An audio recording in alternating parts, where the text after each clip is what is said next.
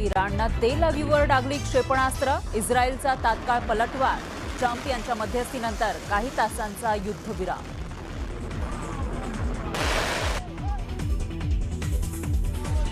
फिलिपिन्सवर नैसर्गिक आपत्तीचा कहर, 7.8 रिश्टर स्केलच्या भूकंपामुळे 32 जणांचा बळी, सुनामीनं वाढवली दहशत. विशाखापट्टणम इथल्या स्टील प्लांटमध्ये भीषण दुर्घटना, उकळत्या स्टीलच्या गळतीनं 8 जणांचा बळी, अनेक जण जखमी. 2029च्या निवडणुकीपूर्वी पंतप्रधान पदाचा उमेदवार जाहीर करा, उद्धव ठाकरेंची इंडिया आघाडीच्या बैठकीत मागणी.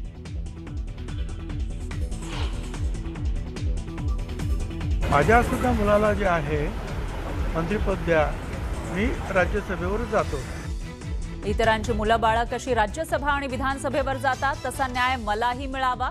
भुजबळांची मागणी, राज्यसभेची उमेदवारी न मिळाल्यानं भुजबळांनी व्यक्त केली खदखद.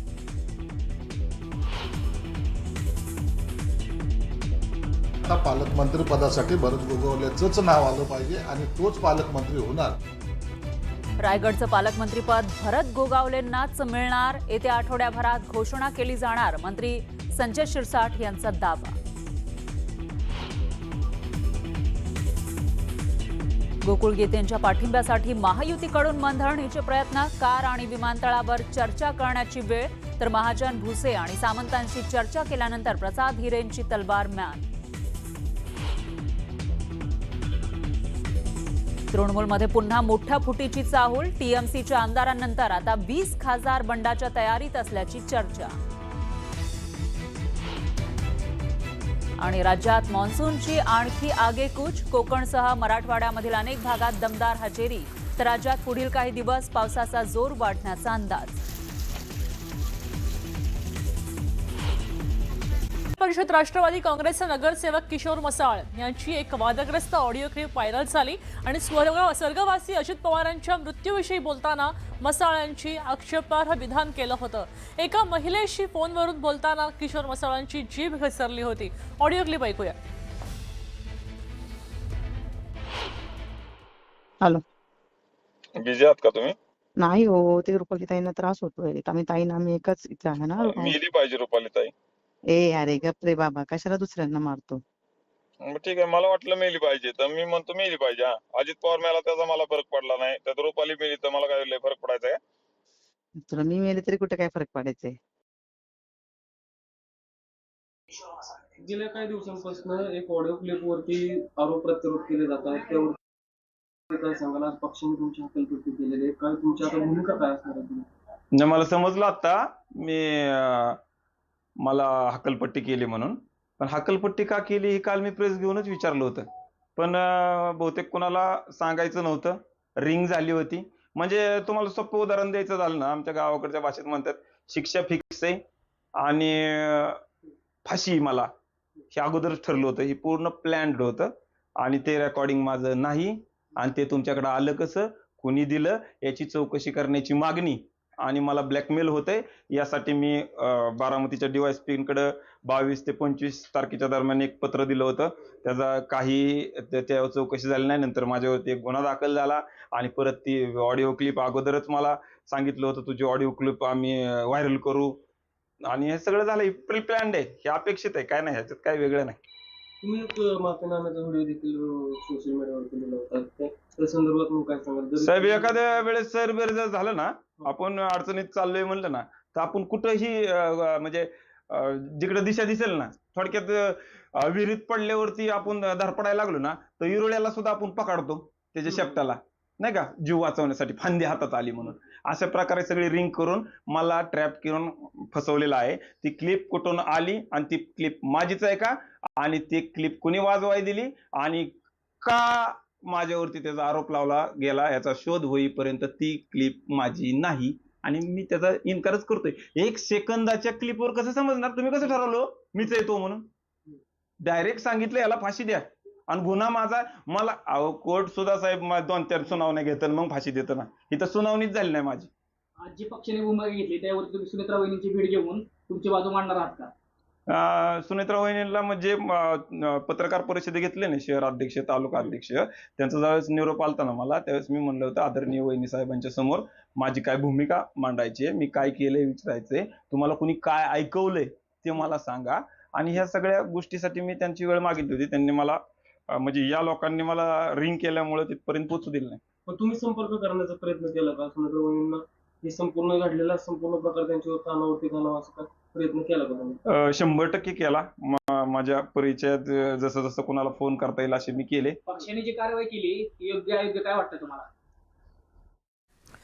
दिवंगत उपमुख्यमंत्री अजित पवारांची आपल्या कामाची खास शैली होती.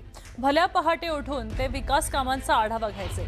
त्याचबरोबर वेळ प्रसंगी अधिकाऱ्यांना फैलावर सुद्धा घ्यायचे.